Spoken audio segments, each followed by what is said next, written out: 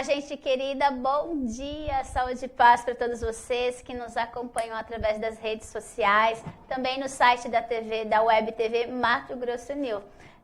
Nós estamos começando uma segunda-feira muito abençoada, uma segunda-feira de muita luz, e eu quero desejar que você esteja aberto para aproveitar todas as possibilidades que a vida tem para te apresentar nesta semana.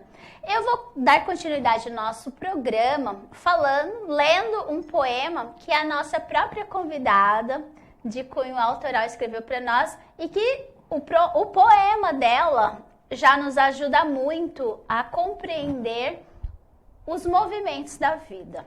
Então vamos lá. Presta atenção e veja qual palavra se encaixa mais na sua realidade de hoje.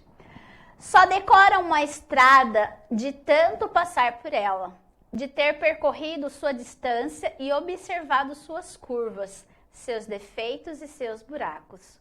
Uma estrada só é deserta se for abandonada, ou quando se tem outros caminhos a fazer, outras margens a percorrer.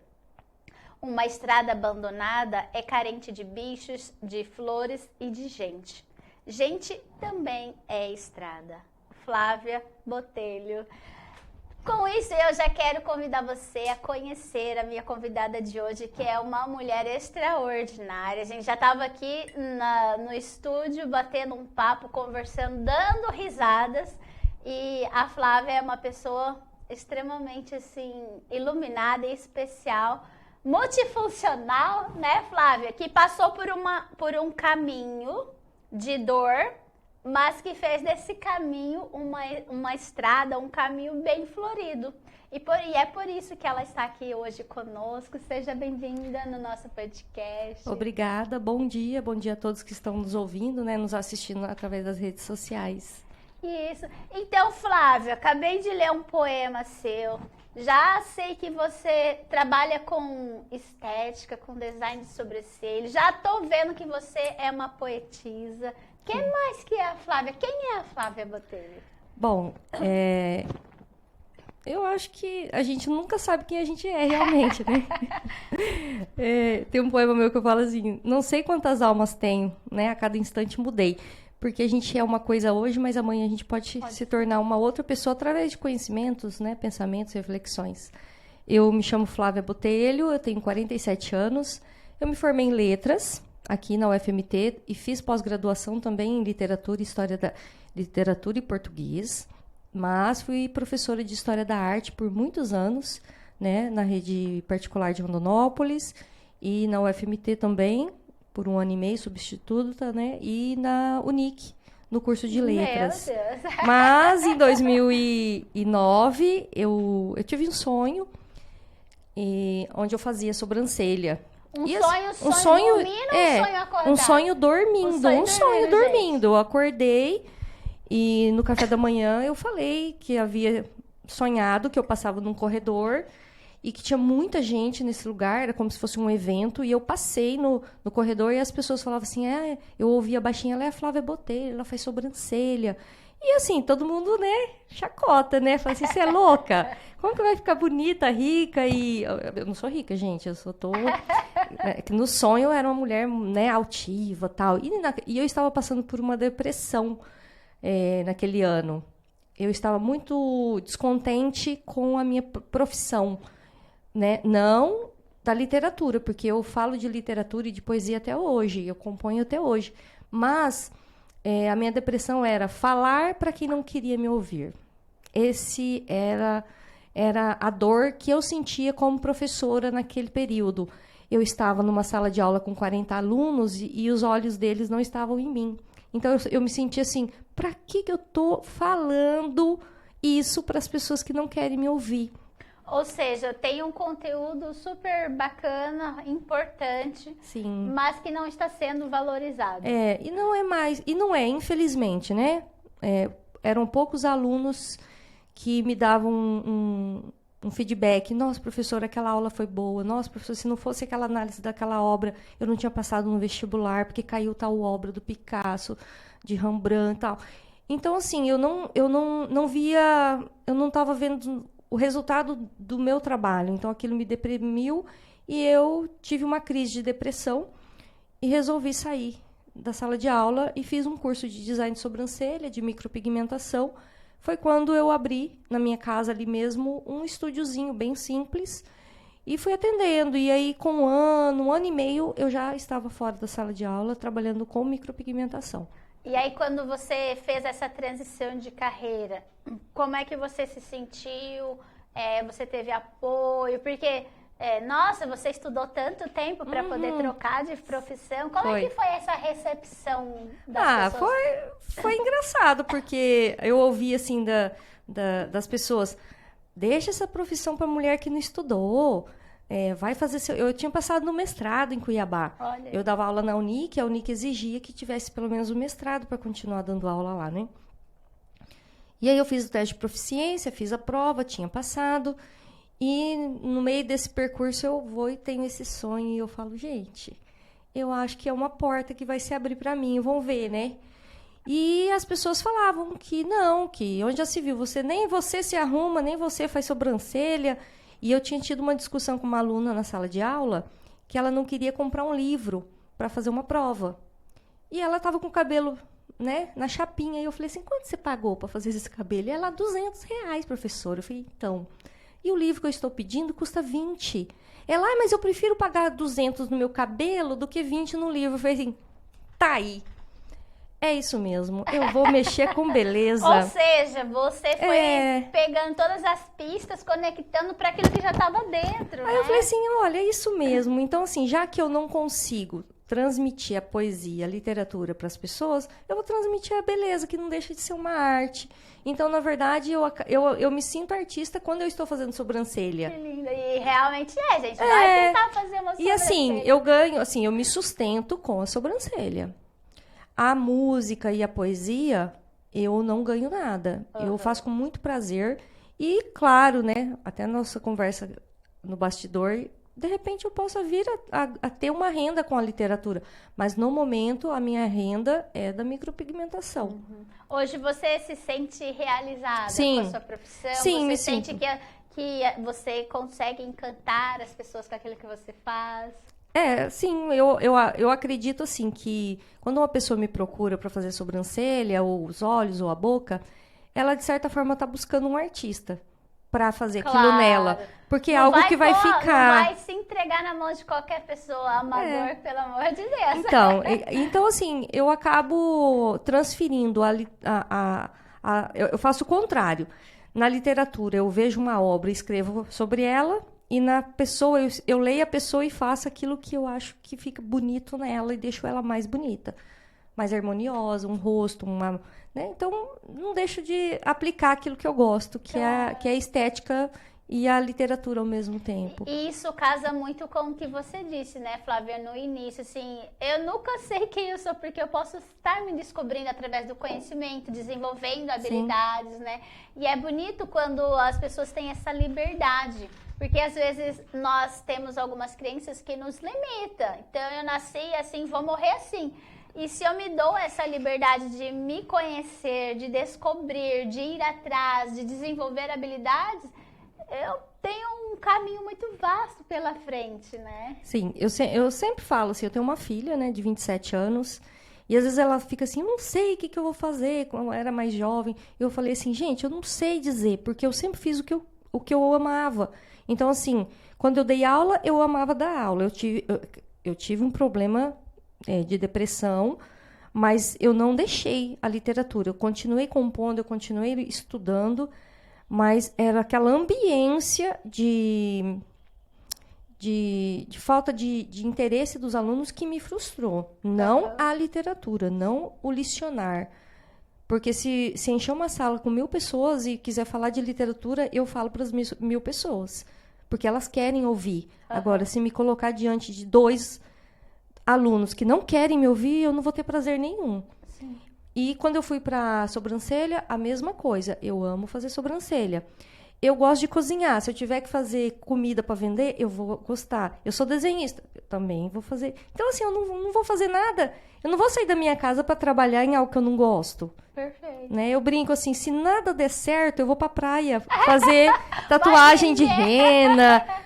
Fazer rena na sobrancelha das turistas.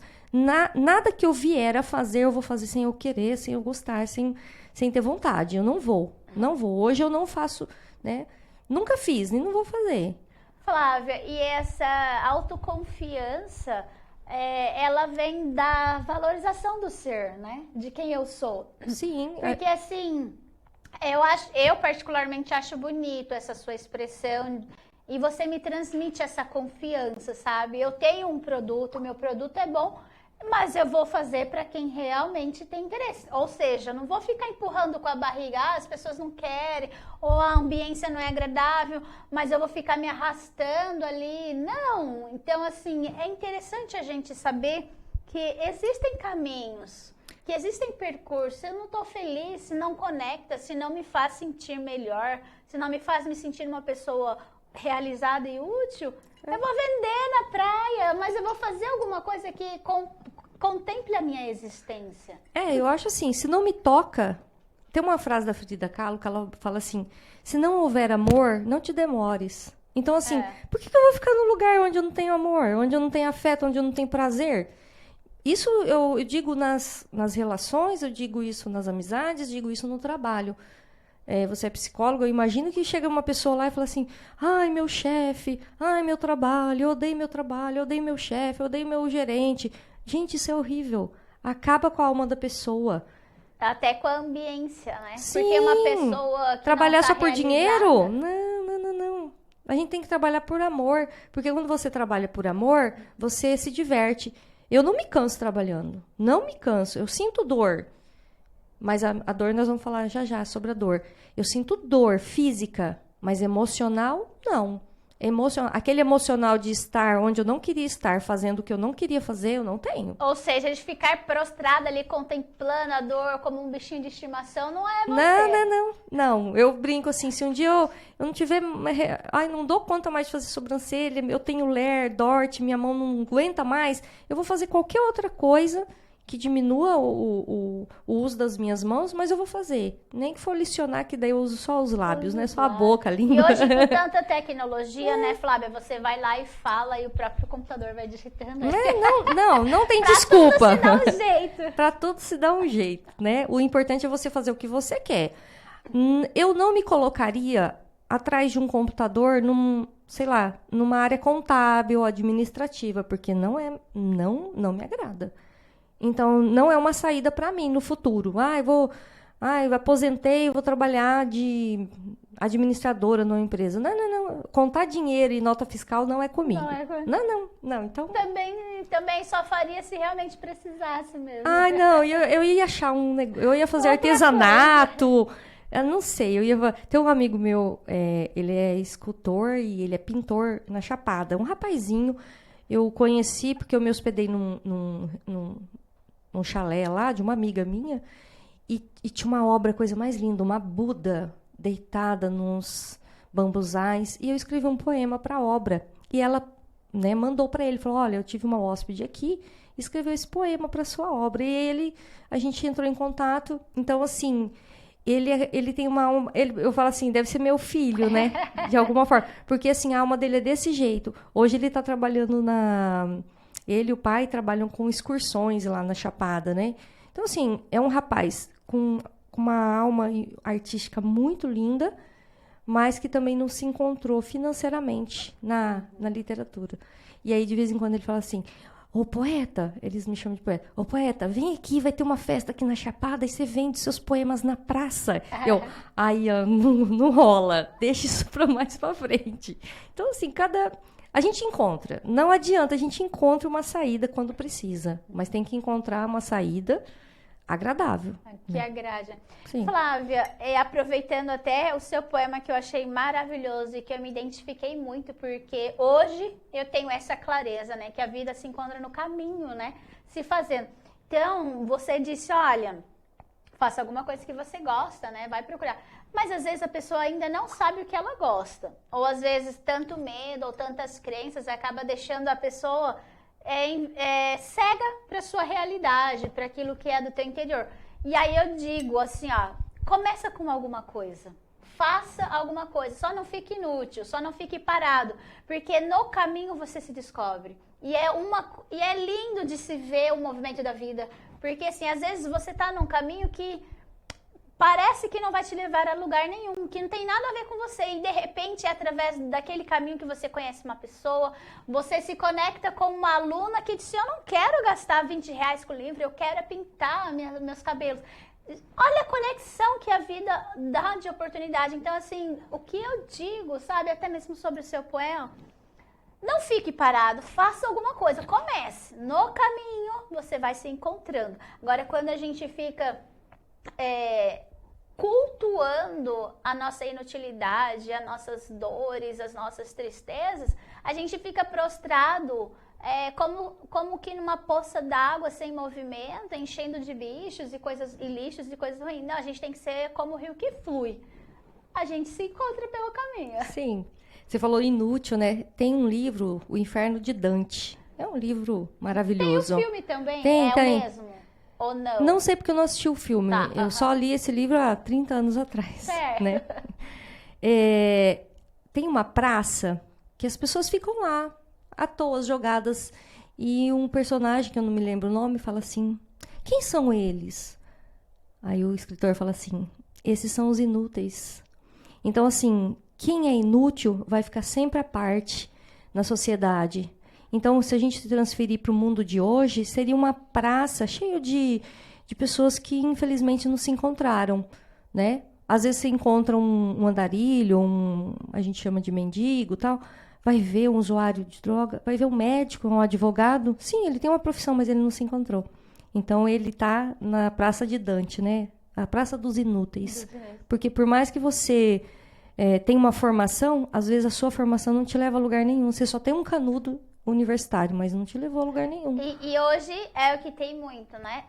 Eu percebo, assim, que depois que abriu as possibilidades para o estudo particular, hoje muitas pessoas, elas vão porque acham que precisam ter um canudo, né? Sim. Mas não se encontram, não se sentem felizes. Faz porque é a possibilidade mais próxima de ti, mas não é aquilo que elas queriam. E a gente tem, né, muitos profissionais frustrados, muitos profissionais que você vê assim... Sim, é assim, eu não faço apologia a não estudar, né? Até porque não ia condizer com o que eu com o que eu faço. Tem que estudar. Mas você primeiro tem que saber o que você quer. E outra, você pode ser uma pessoa aos 20 anos e se encontrar em outra coisa aos 30 e realizar um sonho aos 40 e aos 50 voltar num sonho da sua adolescência. Por exemplo, se eu tivesse condições financeiras hoje, eu queria ser médica, né? Porque na minha infância eu era curiosa, eu mexia com os bichinhos, médica ou veterinária, alguma coisa que mexesse com bicho ou gente, eu acho o máximo. Uhum. Eu acho de uma capacidade incrível um médico que abre um crânio, um coração, descobre doenças, né? Então, assim, mas eu não tive essa oportunidade, né, na minha vida, né, nem da adolescência. Quem sabe? Vamos supor que daqui 10 anos, com meus 50 e poucos anos, eu me torne uma médica. Claro, nem que eu trabalhe. Aí a pessoa pode falar assim, mas você vai virar médica com 60 anos? Sim, se eu viver 80, eu vou exercer 20 anos de profissão. Então, assim, é você realmente se encontrar, né? Saber quem você é. E a gente é uma pessoa hoje, diz que a mesma água não passa debaixo da ponte, né? Então, assim, a gente nunca é a mesma pessoa, mas a gente pode sempre melhorar. Né, essa questão do tempo nos acrescenta, né? Por isso que a gente fala assim, a gente não é a mesma pessoa, mas é porque o tempo nos acrescenta. A maturidade nos permite performar, crescer, transcender, né? Então, a gente somos seres que têm possibilidade de evolução, não é? Sim, a evolução... eu sou evolucionista, né? Então, eu acredito na evolução. Então, assim, às vezes as pessoas falam assim, mas como você acredita na evolução? Porque tem essa coisa da ciência versus religião. Uma coisa é uma coisa, outra coisa é outra coisa. A gente tem que ponderar tudo.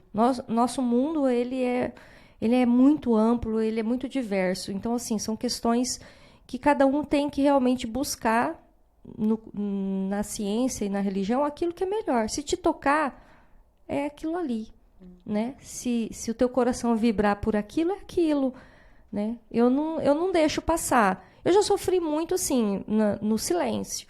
Tipo assim, eu sempre fui muito silenciosa, assim. Por quê? Porque a minha alma é mais silenciosa mesmo. E se eu tivesse que falar, eu sempre ia falar pensando em agradar as pessoas. Eu nunca vou ofender alguém no pensamento ou na ideia dela. Não sei se você me entende. Sim. Se você disser para mim, Flávia, eu gosto de flor amarela. Eu não vou falar para você, eu não gosto de flor amarela. Eu vou falar... que cor horrível. Porque existem pessoas assim, Sim. né? Que ela não consegue falar dela. Ela fala mal do que o outro gosta, do que o outro pensa. Então, eu não falo. Então, se alguém fala assim para mim, eu creio nisso, eu acredito nisso, eu gosto disso, eu concordo, porque eu acho que as pessoas têm as suas particularidades, têm os seus gostos, e isso é uma coxa de retalho. Você que é psicólogo, você sabe. A gente vai construindo coisas. E, às vezes, com pedaços grandes de uma parte, pedaços pequenos de outra. Né? A Cora Coralina fala que a vida é feita de retalhos. Então, se a gente ficar pensando em colocar tudo do mesmo tamanhozinho para a coxa ficar perfeita, não vai dar certo. Vai perder muito tempo. Eu acho lindo coxa de retalho. Sabe o que eu tenho na minha imagem? Eu amo ver roupa no varal. E as pessoas, às vezes, no caminho, quando eu passo por algum lugar, principalmente em bairros mais humildes, assim, que eu vejo aqueles lençóis, aquelas roupas penduradas e o vento batendo, aquilo para mim é uma poesia tão linda. E para outra pessoa aquilo não significa nada. Né? Se eu vejo uma árvore seca, ela me encanta. Se eu vejo uma árvore florida, ela me encanta. Se eu vejo uma árvore caindo flores, ela me encanta. Eu tenho um poema chamado Chuva de Flores que eu escrevi ali na Copa Lis, porque ali tem, em outubro, né, vem aquelas flores amarelas que parece que você senta embaixo de um banco daquele e fica chovendo flores em você. Então é lindo. Só que tem gente que pega e varre a planta e fala assim, eu vou cortar essa árvore porque tá sujando o chão. Então, assim, cada um tem uma visão, gente. Então, como que eu vou chegar em alguém e vou dizer que ela tem que pensar como eu penso, fazer o que eu faço? Não dá certo. Né? Só é difícil as pessoas se aceitarem, né? Muitas não me aceitam como eu sou e, às vezes, essas pessoas têm que passar, né? Tudo tem que passar. Igual o Fernando Pessoa fala que a vida é uma passagem. Você passa por pessoas e pessoas passam por você. Coisas passam por você. O objeto que você teve de valor aos 20 anos não tem valor aos 40. E assim sucessivamente. Às vezes aquele perfume que você amou com 18, 20 anos, hoje pra você fala, nossa, como que eu usava esse perfume horroroso? Ou então a gente volta, né, a lembrar de coisas que ficou no passado. Gente, como que eu gostava disso? É igual moda, né? Igual moda. Usou uma calça pantalona nos anos 70, aí voltou nos 90 e vai voltar nos 2050 e assim vai. E já tá voltando, porque eu já tenho uma muita calça coisa que eu falei, pai, a mãe disse que o senhor tinha uma calça parecida com essa. A gente tem um escritor, não lembro o nome, ele é italiano, Bruno alguma coisa. Ele era engenheiro, arquitetou muitas catedrais na Itália. E ele falava bem assim que o número mais lindo e perfeito é o 0, porque ele faz um retorno, ele só retorna, ele não acaba. Então assim, então assim, quando você para pensar, realmente, o 1 começa e termina, o 2 começa e termina, só o 0 que começa e termina nele mesmo. Então, às vezes, a gente tem que fazer isso. A gente tem que começar, passar por um processo e voltar na gente, porque é não voltar na gente que a gente vê gente se suicidando, sendo maldosas, porque elas não chegam nunca, não se concluem, né? Então... não se olham, né, não se olham, Hoje o nosso pessoal que segue deve estar enjoado, mas no nosso podcast é isso. É eu ter a coragem de me olhar. Sim. A busca pela perfeição, ela sempre existiu, né? Se a gente for buscar na linha histórica, você pegar uma Nefertiti, uma Cleópatra, o que elas faziam naquela época para se tornarem mulheres belas? Faziam coisas que hoje dá câncer. Passar cal no corpo para ficar branca, né? Passar mineral nos lábios para os lábios ficarem avermelhados. Então, assim, hoje isso mata. Naquela época também, né? Mas olha como as pessoas sempre quis serem, né, pessoas belas, bonitas. O belo sempre foi muito agradável. Sempre agradou. Ninguém quer algo feio. Mas, e o feio e o belo é muito relativo. É isso, né? Na semana passada a gente falou no Cladelair Machado e a gente falava do belo, né? Uhum. E essa semana eu organizando a casa e eu fiquei realmente pensando, né? Que a gente chegou a perguntar isso também, né? Um dia vou juntar ela, você, e a gente vai bater um bate-papo, assim, sobre a beleza, né? Quem foi que definiu o que é belo e o que não é? Sim. Aí a gente pode trazer as definições, o que é belo para a sociedade, o que é belo para mim, o que não é belo para todo mundo, porque assim, quem foi que definiu, gente, o que é belo, da onde é que vem, quais são os parâmetros que distinguem, que diz isso aqui é belo, isso aqui é feio, porque assim, eu acho que a sociedade precisa ter essa compreensão, porque é importante que a gente busque o belo, mas qual é essa beleza que a gente está buscando? Porque tem beleza que subtrai, tem beleza que separa. A beleza é um elemento inútil, se a gente for parar para pensar. Porque se a gente for analisar o que é belo em aspectos físicos, tudo é relativo, né? Eu posso gostar dessa poltrona e você pode não gostar. Eu posso gostar do cabelo no meio e você pode não gostar. Eu posso gostar desse copo e outra pessoa pode não gostar. Então, assim, eu tenho uma amiga que é linda, linda. Eu falo pra ela, gente, você é linda. E ela tava obesa, fez agora bariátrica. E eu escrevi um poema pra ela, porque ela se sentia muito deprimida, porque ela era gordinha e tal. E eu escrevi um poema pra ela, falei assim, a beleza é um elemento inútil se não vier com outros atributos. Seria inútil você ser linda, magra, se você perdesse a sua essência. Então, assim, o que é bonito, o que é feio na sociedade é relativo. Às vezes, algo é lindo para um engenheiro, mas para quem comprou um terreno cheio de depressão, aquilo foi horrível para ele. Ele vai gastar muito para nivelar, mas o engenheiro chega lá e ele vê uma obra. É muito relativo. Então, assim, é difícil discutir beleza, discutir belo, discutir feio. É difícil. Talvez a gente poderia ter um bate-papo de parâmetros, né? Sim. Como que a gente... Percepção, valores, o que faz o belo ser belo, né? A gente já sabe... abrir essa consciência da A gente já sabe que ninguém tem definitivo o que é belo, porque senão as clínicas de cirurgia plástica não estavam lotadas, né? né? Talvez por isso também a gente porque nesse aspecto físico, as pessoas ainda não encontraram a sua beleza. Né? Uma vez perguntaram para o Ivo Pitangui, mas o senhor faz corpos lindos das atrizes, dos atores, o senhor molda o corpo de todo mundo, e ele e a mulher e a filha era tudo obesinha, né? Ele falou assim, sim, mas nós somos felizes. Então a resposta dele foi essa. Por quem não está feliz, ela fica buscando no belo, na beleza, no aspecto estético, a beleza que ela quer, aquilo que ela está buscando. No exterior. No exterior. Então, assim, uma resposta de um médico que faz as cirurgias mais lindas do Brasil, um homem mais caro do Brasil, respondeu isso. Olha, mas nós somos felizes. Então, assim, não é porque eu opero e deixo mulheres lindas e magras que eu quero ser lindo e magro. Entendeu? Então, isso é muito relativo. Às vezes, um cozinheiro de alto padrão, um chefe de cozinha de alto padrão, na casa dele ele faz arroz, um ovinho frito e ele acha ótimo. Tá uma delícia. Tá uma delícia. Né? É bem por aí mesmo, né? Gente, vocês estão vendo aqui, acompanhando a Flávia, é uma delícia de conversar com ela. Assim, uma mulher riquíssima de conteúdo e de beleza também. E a Flávia... tem uma experiência, além das que ela já contribuiu aqui com a gente, está contribuindo, ela também passou por um momento, né, de ter um diagnóstico de fibromialgia. Sim. E a gente gostaria também de compartilhar com vocês qual foi a experiência dela, porque nós sabemos que hoje você sempre vai encontrar alguém também que está passando por essa situação. Mas, mais do que falar do ponto de dor da Flávia, é falar de quem é a Flávia.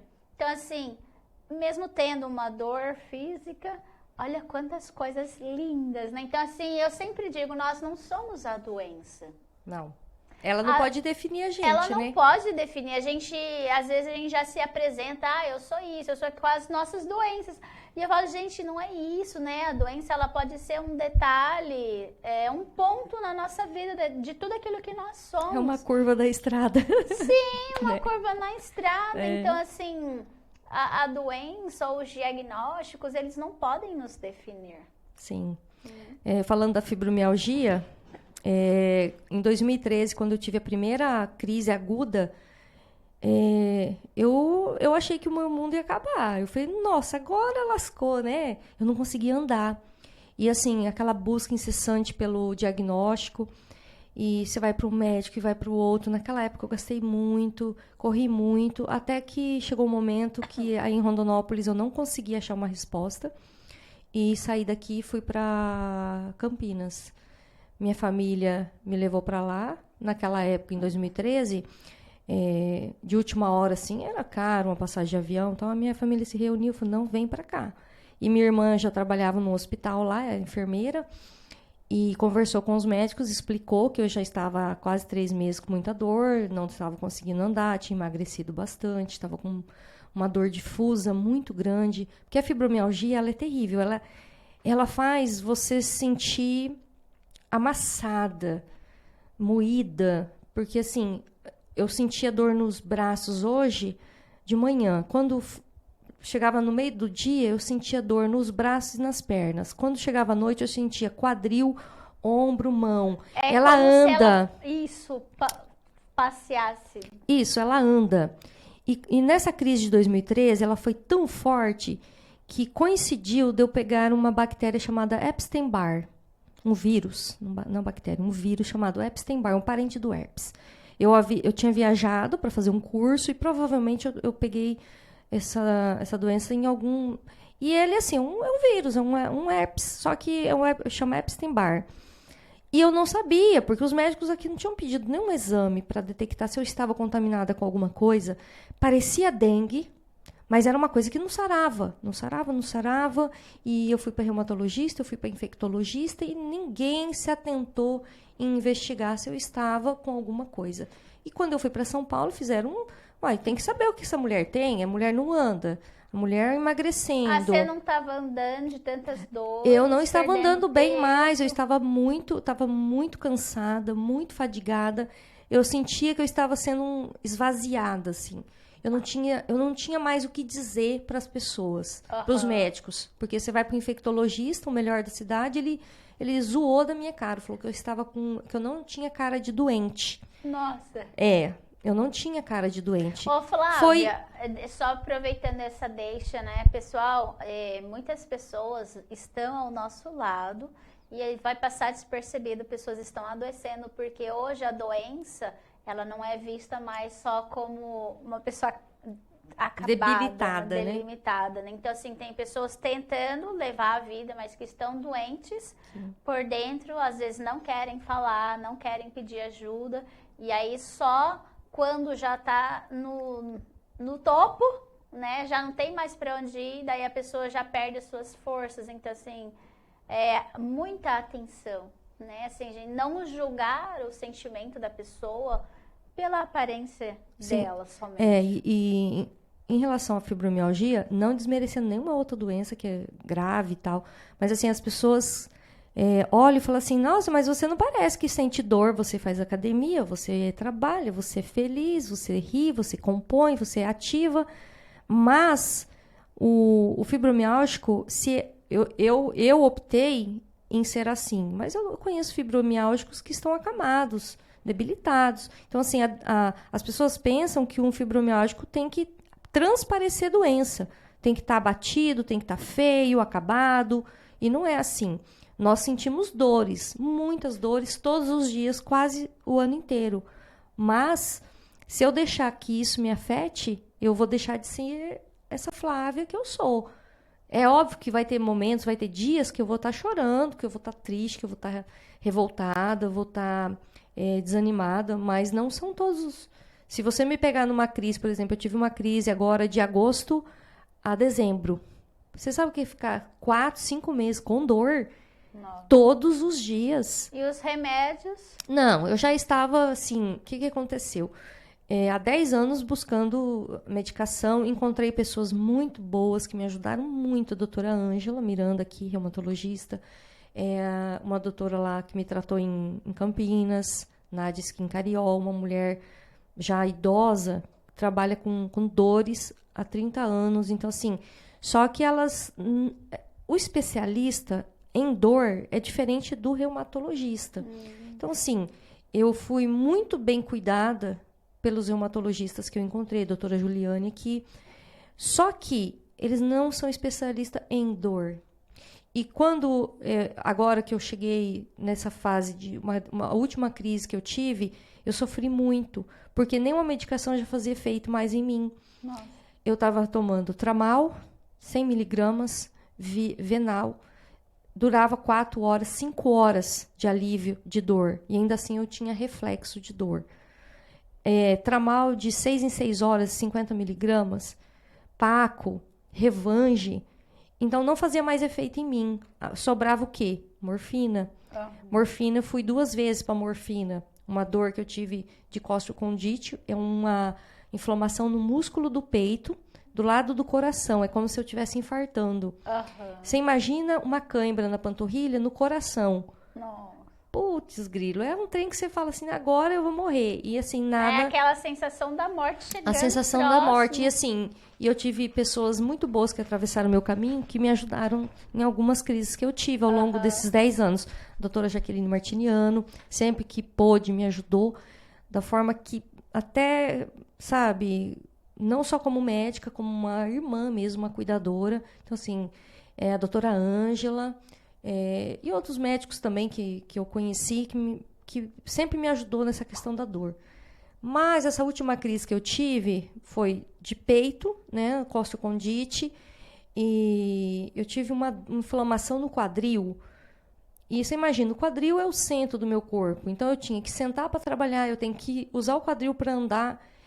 Ou eu esquecia da dor, ou eu buscava urgente uma saída. Então, eu parei a minha atividade física, né, que eu tinha como um hobby, que é a capoeira. Já estava 12 anos praticando sem parar. Ou seja, Flávia, você não era uma pessoa sedentária. Não, nunca fui sedentária. Até porque, assim, o fibromialgico, ele tem uma baixa de serotonina. O que o nosso corpo faz? Quando diminui a serotonina, eu sinto mais dor. Então, eu tenho que ficar o tempo todo em atividade. Então, teve uma época da minha vida que eu andava 12 quilômetros. Andava, saía andando. Por quê? Enquanto eu não cansasse, enquanto o meu corpo não se esgotasse, eu não conseguia dormir. Então, porque um dos sintomas dos centenas de sintomas da depressão é o sono. Então, às vezes eu brinco que eu durmo acordada, porque eu fechava meus olhos, eu estava muito cansada, mas mesmo assim eu ainda ouvia ruídos, ouvia coisas acontecendo ao meu redor e aquilo não me deixava dormir. Meu cérebro estava ativo, estava trabalhando. Então, assim, o sono não reparador é um dos sintomas da fibro. E fibrofog é um termo americanizado para névoa, eles chamam fibronévoa, fibrofog. Nós temos uma grande confusão mental. Não são todos fibromialgicos. Me afeta muita coisa ao mesmo tempo. Por exemplo, muitos objetos, muito som ao mesmo tempo. E é muito difícil você ser compreendida nesse aspecto. Porque a pessoa olha para mim e me vê perfeita, igual você me vê aqui arrumada. Você pode ter certeza que todos os ruidinhos que está tendo, o meu cérebro tá captando as luzes. Então, o que acontece? Quando eu vou em algum lugar que tem muita informação, por exemplo, um supermercado muito alto, uma van, um atacadão, que eu entro lá dentro, eu fico confusa. É uma confusão mental. Porque ali eu não sei o que eu estou fazendo ali. Eu sei que eu fui fazer compra, o meu cérebro sabe que eu fui fazer compra, mas eu não sei o quê. Registra tantas informações ao mesmo tempo que Isso. E aí eu confunde. fico... aí a ciência diz que essa atividade cerebral chama névoa fibro ou fibra fog. né? As pessoas que estão me ouvindo, de repente, vai no Google, pesquisa, porque às vezes você está tendo isso também. Sim. Porque como são muitos sintomas, eu não tenho muitos sintomas que alguns fibromialgicos têm, mas tenho alguns que outros também não têm. Então, isso é muito relativo. Talvez os meus sintomas, a pessoa que é fibromialgica aí do outro lado vai falar assim, nossa, mas eu não sinto isso. Sim, você não sente isso, mas talvez você sinta algo que eu não sinto. Por exemplo, eu não tenho dor de cabeça, cefaleia, que é muito comum nos fibromialgicos. Eu tive uma inflamação do occipital, que é aqui da nuca, por conta de uma escovação de cabelo. Foi um gatilho. É outra coisa também que os fibromialgicos precisam... 10 anos de experiência. Hoje eu sei que alguns gatilhos vão me dar dor e aí eu evito. Então, assim... Se eu vou num ambiente que tem muita gente conversando, um ambiente muito cheio, que eu sei que aquilo vai me incomodar, eu procuro não passar muitas horas naquele lugar. Eu vou no shopping, no Dia das Crianças, no Natal? Não, eu não sou doida, que além de fibromialgia, eu teria que ser louca para ir para um lugar desse, porque eu ia surtar. Né? Som muito alto. O som muito alto, ele tem uma vibração na minha estrutura física. Né? E às vezes é difícil explicar isso para quem está comigo, né? Abaixa o som, igual lá em casa a gente ouve música mais baixa, tal. Luzes muito fortes. Parece assim que me dá um pouco de ânsia. E às vezes as pessoas não entendem. Por exemplo, as luzes aqui para mim ainda tá confortável, mas tem uns refletores que tem um piscadinho. Aquilo, para mim, me dá vontade de vomitar, me dá tontura e me dá ânsia. E é difícil você explicar isso para as pessoas, porque só eu tô sentindo aquilo. A vibração da música, a luz, ou um cheiro muito forte, né? Eu tolero até num determinado momento. Depois daquele certo ponto, aí já começa a ficar insuportável. Aí, realmente, eu começo a ter vontade de sair correndo ou sair andando daqui na Pedra Preta. É mais ou menos isso que eu brinco com meu namorado, com a minha filha. Falo assim, eu preciso andar, eu preciso sair e dar uma esvaziada na minha cabeça. Tem um cantor, o Oswaldo Montenegro, ele tem também. E um dia eu vi uma reportagem dele, ele falando que ele faz o show e volta a pé pro hotel. Pode ser o quilômetro que for. Por quê? Porque ele precisa esvaziar a cabeça dele daquele barulho, daquelas Tanta palmas, daquelas luzes. Subiu a adrenalina. Isso. Michael Jackson era fibromiálgico também. A Lady Gaga é fibromiálgica, né? Chegou até a desmarcar um show em 2017 no Brasil. Foi criticada, porque só sabe a dor quem sente. Né? E é muito importante esse podcast, por exemplo. Às vezes aqui na cidade deve ter tantas fibromialgicas, porque afeta mais as mulheres. Afetam homens e crianças também. E às vezes a pessoa fala assim, poxa, então aquela minha dor que não passa, aquela dor que não passa, pode ser fibromialgia? Pode, né? Busque informações. Flávia, aproveitando, né, que você tem uma vasta experiência, até me parece que você estuda, né? Sim. Sobre isso, né? Assim, vamos tirar, então, algumas crenças da sociedade, porque quando começou-se a se falar nessa questão da fibromialgia, a gente via... Quem que a gente via? Mulheres de mais de 60 anos e tinha-se uma ideia de que era aquela mulher já cansada, né? E aí, é porque fez muito isso, então tá com muito aquilo, ou carregou muita vida dos outros nas costas. E hoje você está trazendo nova informação. Então, assim, o que seria a fibromialgia? Assim, para as pessoas, de uma forma simples, né? Para que as pessoas possam entender e, de repente, falar assim, olha, parece que isso também é comigo. Porque quando eu olho, assim, numa cultura popular, a gente já vê uma mulher idosa, né? Uma mulher já com mais de 60 anos e já está chegando numa idade que realmente está cansada, né? Então, está sentindo dores. Mas não é isso. Não. O que acontece com o nosso diagnóstico é que ele é camuflado por outras doenças. É uma doença de exclusão. Se você não tem outras doenças que vão atingir a musculatura e os ossos, a fibromialgia ela não atinge as articulações. Não atinge as articulações. Ela atinge os ossos e a musculatura. Tá? E, assim, uma inflamação. É uma inflamação, é uma dor difusa crônica. Então, o que acontece? Quando você tem uma doença como que eu posso dizer? X. Eu vou no médico, eu tô com uma dor no joelho. Aí ele vai investigar, você é atleta, então tem isso, é no joelho. Ela é uma dor num único ponto. Nós temos 18 pontos de dor, que são clinicamente testados, e o fibromialgico tem esses 18 ou mais pontos de dor. Então, assim, se uma mulher de 30 anos, 20 anos, tem jovens também com fibromialgia, porque, assim, a doença, ela é física e psicológica, certo. Tá? O que eu andei estudando é assim, eu tive traumas, eu perdi um irmão acidentado, né? Ele foi atropelado e morto. 7 meses depois, eu sofri um acidente e tive traumatismo craniano. Engravidei jovem, tive um casamento frustrado. Quando eu saí dessa situação, eu tive a crise. Então, assim, tudo consta que eu somatizei traumas e culminou numa fibro. Numa entendeu? inflamação do Isso, seu corpo. numa inflamação. Foi uma reação do meu corpo aos traumas que eu havia passado.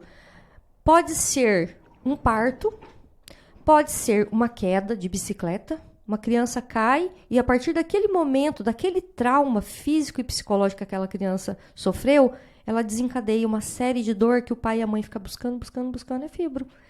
Uma mulher vai ganhar um bebê, passa por um processo doloroso, traumático, e ela fala, olha, depois que eu ganhei nenê, nunca mais fui a mesma pessoa, eu tô cheia de dor.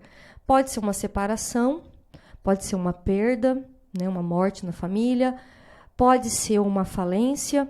Então, assim, a pessoa tem que rastrear para ver onde começou. Então, hoje eu conheço muitos pontos gatilhos meus, mas sempre me aparece um novo. Por exemplo, o mais novo foi fazer escova no cabelo. No ato, eu já senti vontade de vomitar. E na sequência, eu fiquei 1 mês com dor no hospital, né, nessa região, nesse músculo da nuca, insuportável. E aí, eu e meu namorado, eu estava desesperada, buscando uma solução para minha dor, nada mais fazia. E aí, nós começamos a pesquisar na internet médicos que falavam de fibromialgia, e nós encontramos vários. Mas eu escolhi por um médico fisiatra em Campo Grande. Há 3 meses atrás, eu estava com muita dor, porque eu estava de agosto a dezembro com dor. E aí eu estava desesperada. E assim, o desespero da dor, você faz tudo e gasta o que você não tem para buscar a solução para aquela dor. Porque eu precisava trabalhar. E eu precisava ter, no mínimo, um mínimo de fadiga para isso, né? Aí achei esse médico, ele chama Dr. Caio Rondon, em Campo Grande. Eu vou falar o nome porque, de repente, as pessoas pesquisam, sim, né? Já facilita. Já facilita. Porque, assim, não desmereço nenhum médico que eu passei, que me ajudaram dentro da área dele, na condição dele, no conhecimento dele. Porém, esse médico, ele já escreveu 3 livros sobre fibromialgia. Ele é um homem jovem que viaja o mundo inteiro, atende Brasília, São Paulo, Campo Grande. Então, eu vi nele uma chance de me curar, porque o meu objetivo não é amenizar a minha dor. Eu não fui com o pensamento assim, se melhorar, não. Eu quero ser curada, né? Ter uma qualidade de vida. E aí eu entrei em contato com a secretária dele e ela falou assim, olha, tem a possibilidade dele te atender online. Vamos fazer. Aí marquei uma consulta, ele me consultou, teve uma consulta prévia, ele perguntou tudo que eu tinha tomado na minha vida inteira, eu fui falando, tudo que você imaginar, eu tomei. Eu tomei Pribictal, eu tomei morfina, eu tomei Tramal, eu tomei Paco, tudo que era de dor e remédios para musculatura eu tomei. E aí, o que ele fez? Ele fez um composto com 4 medicações, manipulado, controlado. 3º dia, 4º dia, eu já dormi. E eu estou sem dor. Acontece uma dorzinha aqui, um formigamento nas mãos, mas também por conta da minha atividade de trabalho, né? De repetição. Mas, assim, o médico que tem isso como foco de tratamento, ele é o próprio para cuidar do fibromialgico, né? Não, mas eu gosto da reumatologista. Sim, vá na reumatologista. Por exemplo, eu uso cannabis desde 2019. E a cannabis, ela me ajuda a controlar aqui. Eu tomei cannabis por 2 anos e meio com THC e CBD. E hoje eu tomo só CBD isolada, que é só para me relaxar. Sim. Porque às vezes as pessoas falam assim, ai, mas isso não vicia? Não. Existe também um outro preconceito a respeito da cannabis no Brasil, né? Essa briga política, libera, não libera, libera, não libera. Só quem sofre de doenças sabe o tanto que a cannabis é boa. Né? Então, assim, aí esse médico, Dr. Caio... Utilizada como uma medicação. Sim, eu uso ela reguladinha, comprada... para o que você está precisando. Sim, a minha cannabis, ela é comprada com receita, registrada, liberada pelo governo, né? Então, assim, o que acontece? Esse preconceito de, eu não tomo isso ou aquilo porque vai viciar. Não, não é que vai viciar.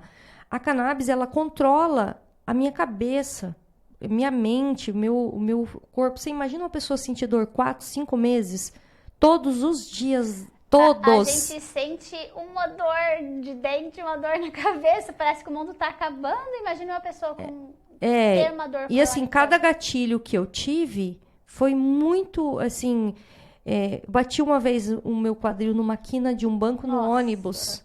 Foram 3 meses de dor. Uma vez eu bati meu dedo do pé num colega jogando capoeira, foram 3 meses de dor. O que acontece? Aquele gatilho é como se fosse uma pedrinha num rio. A pedrinha cai num lugar, mas as ondas vão longe. Então, eu bato o meu quadril, ou meu braço, ou meu cotovelo, ou aperto o meu dedinho numa janela, ou numa porta do carro, ou em qualquer batidinha, um beliscão, qualquer coisa. Aquilo, para qualquer pessoa, seria nada. Passa rápido. Passa rápido. Sentiu ali, passou. Agora, no meu cérebro, o cérebro, como eu tenho uma baixa de serotonina, o meu nível de dor, ele recebe aquilo como se fosse 100 vezes mais. Então, eu acredito assim que se eu cair, eu evito. Tanto que eu até parei da capoeira, assim, porque hoje eu sei que qualquer queda para mim vai me deixar meses com dor. Então, tudo que vai gerar dor e medo em mim, eu não faço. E Flávia, e nesse sentido, então, você deve ficar super vigilante. Sim. Então, assim, porque o que é super vigilância? É a pessoa que fica o tempo todo atenta. Só que o cérebro não dá conta de ficar sempre atento, né? Por isso que é preciso que a gente durma para relaxar o cérebro. Porque uma pessoa que fica hipervigilante, ela acaba se cansando, se estressando. Então, imagine você ficar com medo de cair, com medo de bater em alguma coisa, com medo de acontecer isso, né? Fica mais agitada a vida, né? Um sintoma muito, muito grave da fibromialgia é a depressão e a ansiedade. Por quê? Você imagina eu ter que ficar o tempo todo ligada em algo que possa me prejudicar. Sim. Então, assim, eu amo fazer esporte. Então, assim, eu tenho vontade de andar de bicicleta, de fazer rafting, de subir montanha. Eu amo, eu adoro aquela sensação. Só que eu fico vigilante no físico. Eu fico assim, e aqui? Nossa, e se eu cair? Então, assim, meu cérebro fica muito agitado. Então, às vezes, aquele momento que deveria ser um momento de lazer, de coisa gostosa, às vezes, para mim, se torna um pouco mais ansioso, né? E eu não vou deixar de fazer. Eu não deixo de fazer porque aquilo pode me acontecer. Porque se eu deixar de fazer, daqui um dia eu deixo de sair da minha casa. Sim. Eu evito coisas que eu sei que vão me dar um gatilho, você entendeu? Se eu posso ir numa festa sem escovar meu cabelo, eu vou. Se eu tenho um presente para comprar no Natal, ao invés de eu ir no shopping ou no centro com muito movimento, ou eu peço para alguém comprar, ou eu vou com antecedência. Então, assim, eu sempre compro tudo para as pessoas que eu gosto. Vai ser aniversário do meu afilhado em outubro, eu já compro agora. Você entendeu? Eu sempre me antecipo muito com as coisas. Você vai se organizando. Eu me organizo porque eu sei que só eu vou sofrer e aquela dor vai ser só minha. Ninguém vai poder tirar. Eu atinjo as pessoas indiretamente, minha mãe, minhas irmãs, meu namorado, minha filha, atinge respinga neles, porque eles querem me ver bem. Mas aí, para que eu não sofra e as pessoas não sofram, eu evito. Evito muito. Por exemplo, a captação de dor do meu cérebro é muito alta. Então, assim, às vezes eu tô com a perna cruzada aqui. Pode ser que daqui umas 2... Pode ser, eu tô dando um exemplo. Pode ser que daqui 2, 3 horas eu vá sentir um formigamento enorme nas minhas pernas. Aí o que eu vou fazer? Fiquei muitas horas com ela dobrada, na mesma posição. Então, aquilo... Mas tem coisas que eu vou ficar 3 meses sentindo dor. Entendeu? Então, assim, eu evito. Eu já sei que eu sou assim. É um cuidado que eu tenho comigo. Né? E aceitar isso faz a diferença. Eu aceito. E hoje, como eu estou muito bem, fisicamente, mentalmente bem, a única coisa que às vezes pesa na sociedade é que as pessoas esperam que o fibromialgico tenha característica e aspecto de doente. E não é assim. A gente não tá roxa, a gente não manca, a gente não tem olheira, a gente não tá, né? Não. Eu posso estar com dor no meu corpo inteiro. Você vai me ver bonita, arrumada em qualquer lugar. Claro, vai ter aquele dia, né, que eu vou estar lá em casa, que só eu e as pessoas que convivem comigo sabem que eu vou estar deitada, cheia de ou gelo, ou água quente, ou vou estar medicada, vou estar com soro na veia, no braço, né, um remédio. Mas os vai bastidores ser, a gente não vê, né? Mas, no geral, ninguém vai me ver morrendo. Já fui pra academia e chorei quietinha lá, puxando, tá doendo, mas eu vou fazer. Porque se eu não liberar serotonina no meu cérebro e dopamina, eu sinto mais dor. Sim. Então, as pessoas que não conhecem a doença falam assim, como que tá com dor? Tá fazendo musculação, tá fazendo capoeira, tá caminhando. É justamente por eu ter dor que eu tô fazendo isso. Porque se eu não fizer isso, eu pioro.